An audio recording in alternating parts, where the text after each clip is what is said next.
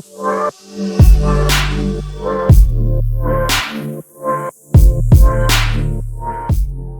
how's it going, folks? It's me again, your boy Tabo, and yeah, this is another session of Coding for Superheroes. And today I'm going to be talking about what I've been up to.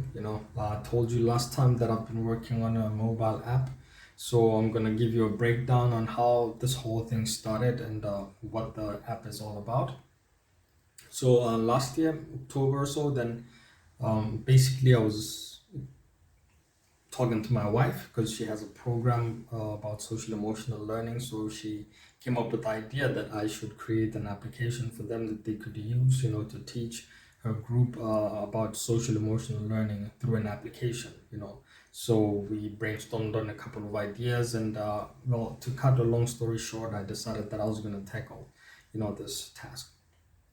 Now, I've never developed a mobile app before, so since I'm used to web technology, then I thought, okay, I want to do something that that basically uses my skills already, where I can use the languages that I'm already used to, which would be CSS, HTML, and JavaScript, without having to learn a new language in order to create the application. So then I thought about PhoneGap. So I looked it up, and it seemed like it was a cool option. So I decided to go with that. So yeah, I started out, but another thing that I did is that, okay, in combination with that, because PhoneGap uses Node, my Node skills were not really up to scratch. Like I think kind of played around with it, but yeah, I wasn't really all that savvy with it. So it was kind of just dabbling, really. No real solid knowledge. So I wanted to kind of solidify that a foundation, to like really up my game in that regard. So I then got a whole lot of books on Node, and honestly, I kind of got carried away because then I started overthinking and thinking, okay, I need to know how to set up a database and blah blah blah. I had all these different things in my mind. I mean, I wrote down a simple brief of what the application should have. So then I got books and started learning a bit, like watch some YouTube tutorials online on how to develop with PhoneGap and blah blah blah. So I came up with the basic design. So I did that. I will kind of show you bits and pieces of that, how I went about it. And halfway through, let me not say halfway, but let me say along the process, then I came across, I think I was looking for something. I forgot exactly how I came across the information, but then I went to PhoneGap, and then I realized that they had just about a month or so after I started my project, they had the library was deprecated. So basically, if I wanted to continue, then I would have to use Cordova. And so because of that, then I started becoming a bit skeptical, because I was worried that, okay, what if I use Cordova and then that's deprecated, or that I somehow come across issues, in the future, because I wouldn't want to develop an app and then by the time I release it, then I don't know, then the library might be deprecated or something, or I just might run into problems because, yeah, it is an old library that is no longer supported. So I decided to do a bit more research in that regard to find out, okay, how can I still continue with the application without, well, to see if I could use the same technology, look for other options. And so I was looking through some stuff, and then React Native was more popular. Like it had a good, I don't know, reviews. But these things are always what can I say, subjective. They all depend on the intention of use. But anyway, so it seemed as if, okay, from what I researched, React was the better option to go with. But yeah, I was kind of bummed out because, I think earlier I didn't want to learn another library. I was kind of avoiding that whole route. So eventually I had to kind of go with it. So then I then had to learn React. So that was okay, another learning curve. And I had done quite a bit, in terms of laying out the foundation and yeah, having the basic idea, you know, running and just building on top of that. So basically, everything that I had done kind of had to scratch, and even of some things that I had done, like I decided to kind of remove some things because I think some things were a bit too complicated. I had adopted a lot of game-like features, which, like for instance, navigation. Like with the like a 2D game where I had a top view. Camera, and then you could just see the character walking around. I will kind of show you a little bit what that looks like. So with all of that done, yeah, I decided to scratch it and to go for a simpler approach. But then yeah, throughout the process, then I had to learn first to React, and then afterwards, then learn React Native. So yeah, it's been quite a long stretch, and to be honest, my plan was to document the process, but I kind of failed to do that, honestly. On some level, I was a bit frustrated because you would have days where I felt like, okay, I spent so much time, but there's very little progress to show. And at the end of the day, it's more like similar to what you would call the imposter syndrome, where I guess sometimes you struggle with um, the reality of where you are, like in terms of your skill and where you would like to be. And sometimes, I kind of fall into that trap as well, with the perfectionist mind wanting to kind of look like I know what I'm talking about, to look like I kind of understand everything or that I have a lot of knowledge. But at the end of the day, nobody really has, and for somebody that has not been programming for a really long time, I have to kind of accept the fact that, yeah, I still have a lot of learning to do. So I should just kind of take it step by step and be patient and not really,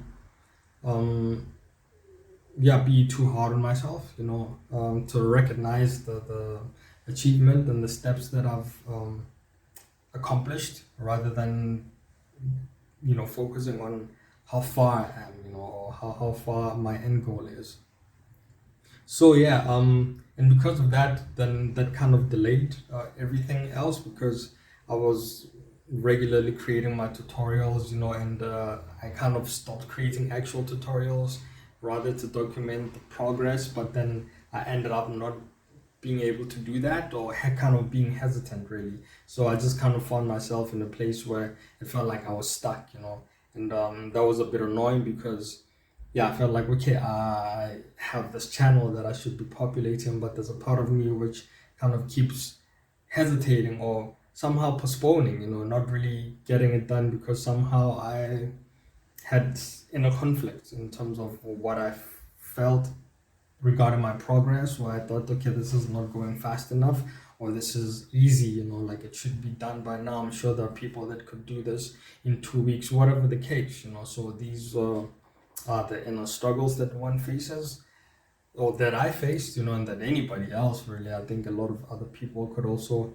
identify with that situation.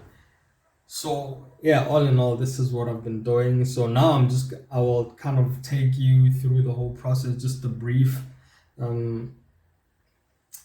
showcase of yeah, what is it that I've been doing and how far I've come and all the other obstacles that I've faced, so that you can kind of have a somewhat of a picture of what it is that I'm talking about. But yeah, the lesson behind it is that yeah, when I started my channel, I started with the mindset that I'm just gonna do, and not focus too much on the perfectionism and getting everything super perfect, or sometimes not even being super organized, because then if I feel like I'm not organized enough or I didn't put in enough planning, then I might end up not doing anything. So I just said, okay, the goal is that you are gonna create tutorials and I'm gonna populate that, and I have a schedule and I'm supposed to meet it, regardless of whether or not I think I'm ready.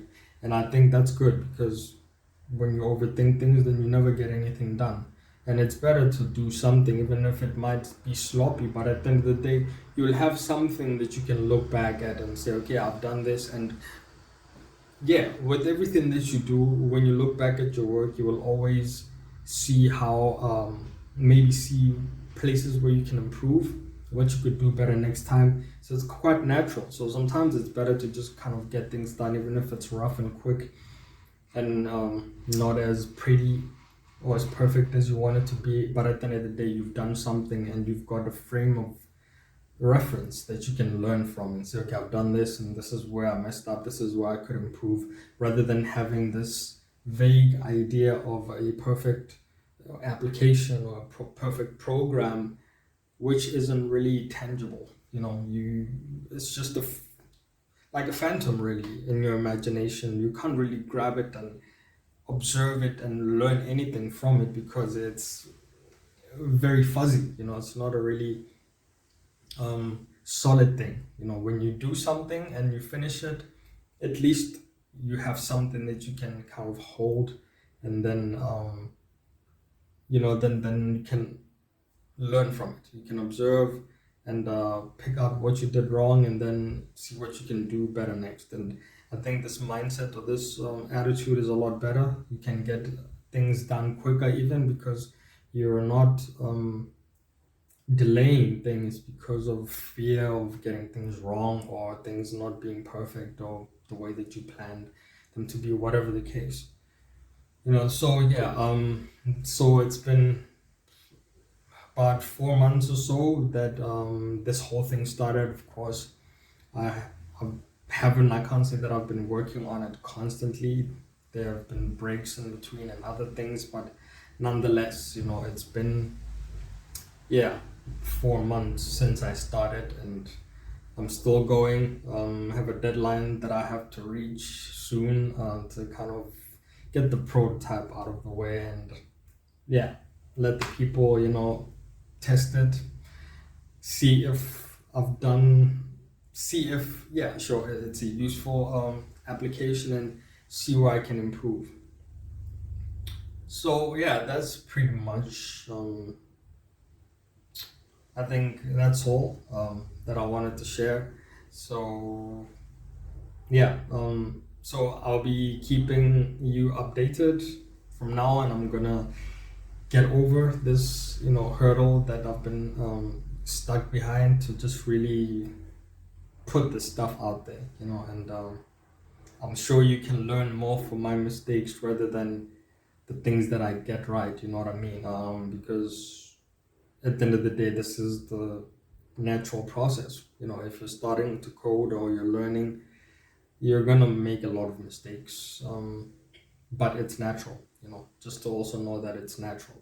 I think I once made a video about why is it hard to learn, and this is one of those things. You can get emotional about it, and that can stop you from learning, but you can just accept that this is just a process, and that's all it is. No matter how it feels, you're gonna get past that phase. And I can definitely bear testament to that from when I started learning to code and how far I've come, I've learned a lot, and I've got some skills that I can display, and with which I can also make things, useful things. So yeah, so anyway, don't want to talk too much. That's all that I wanted to share with you guys. So yeah, till the next one, love and peace, my brothers and sisters. I'm out.